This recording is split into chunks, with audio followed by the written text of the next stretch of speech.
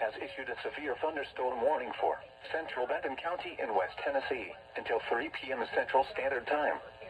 At 2:22 p.m. Central Standard Time, a severe thunderstorm was located over Brewston, or 10 miles east of Huntington, moving east at 40 miles per hour. Hazard, ping-pong ball-size hail and 60 miles per hour wind gusts. Source, radar indicated. Impact, people and animals outdoors will be injured. Expect hail damage to roofs, siding, windows, and vehicles. Expect wind damage to roofs, siding, and trees. Locations impacted include Camden, New Jacksonville, and Nathan Bedford Forest State Park. For your protection, move to an interior room on the lowest floor of a building. A tornado watch remains in effect until 7 p.m. Central Standard Time for West Tennessee.